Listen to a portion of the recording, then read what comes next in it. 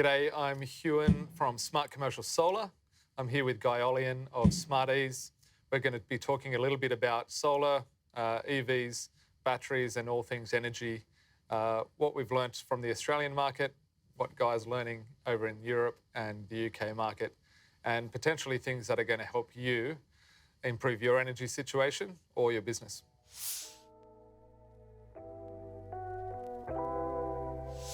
Huon, you asked me a really interesting question before about our experience in other markets, and you guys have been here in Australia for a long time. So you just expanded to New Zealand, like us, so we're both over there, but we've just expanded to the UK, and what's really interesting is the level of solar in the UK is still in the single digits relative to here, residential sort of 33%. But on the flip side, their level of EV adoption is roughly 30%, if I'm not mistaken, of new car sales, and we're at sort of 9%.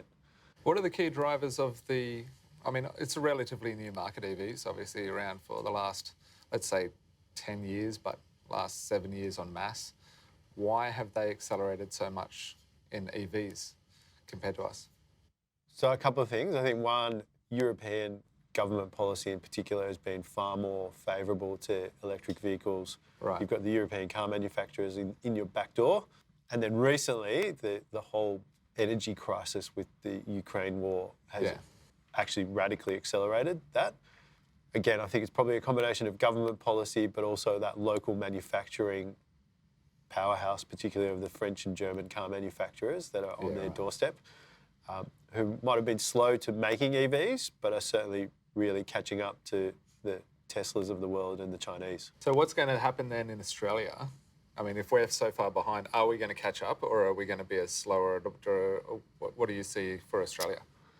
My view is that we're a net receiver of vehicles, right? We don't manufacture them. Yeah, true.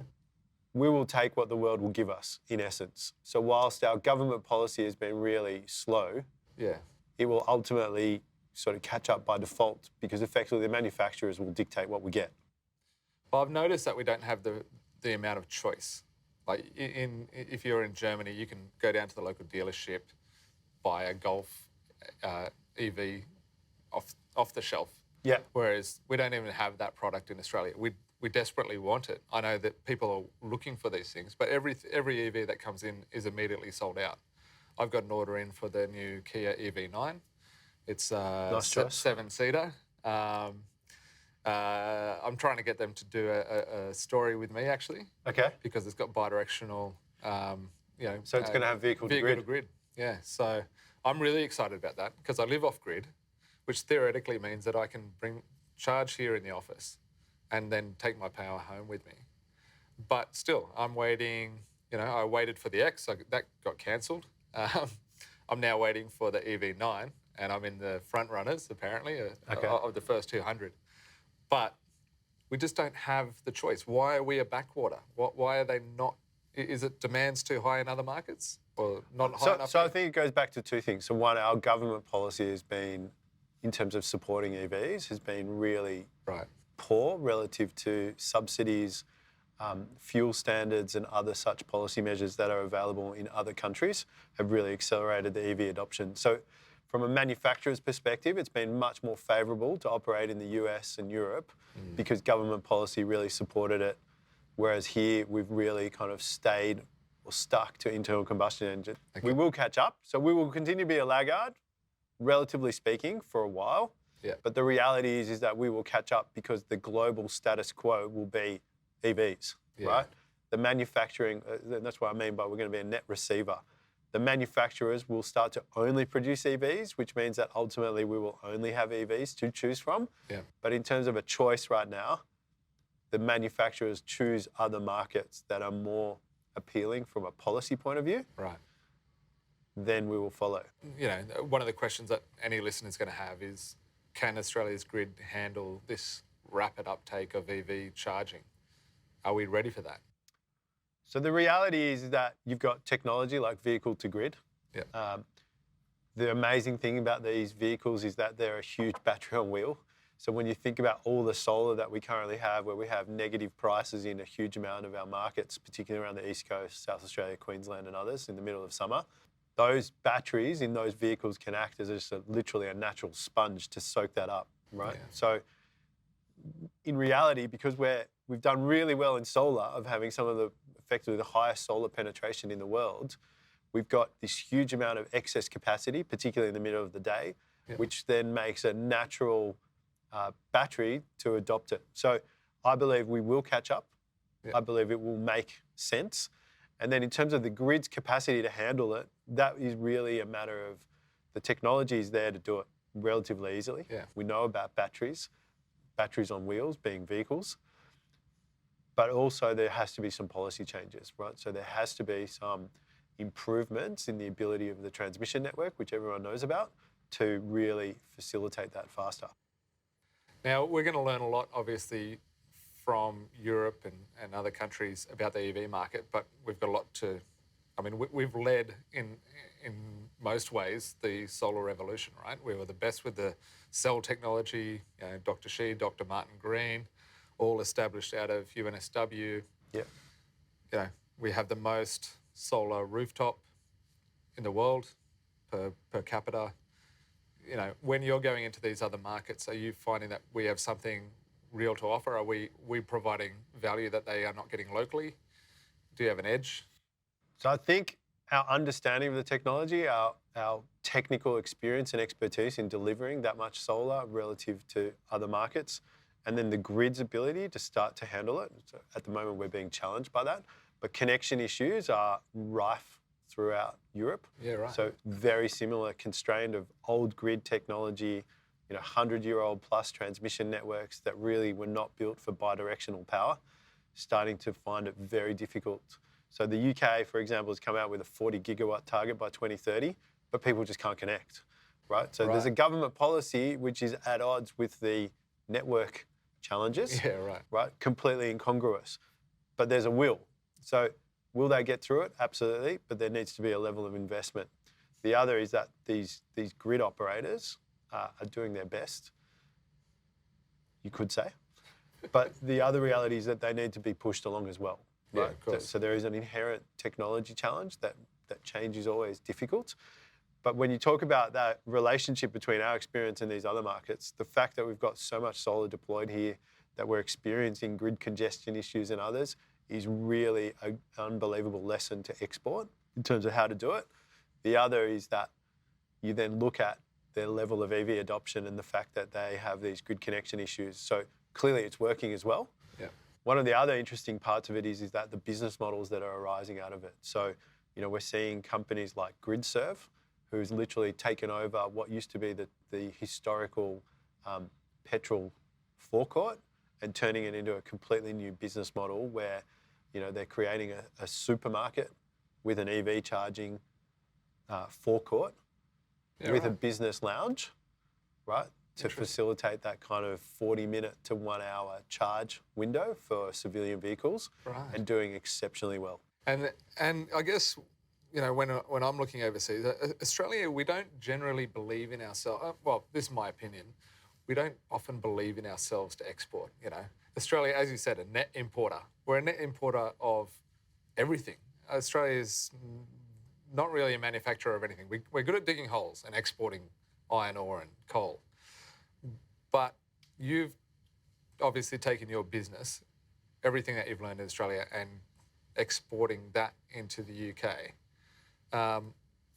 That's a bit unusual. Normally we just import brains and we import cars and technology, So why do you have the confidence to work outside of Australia?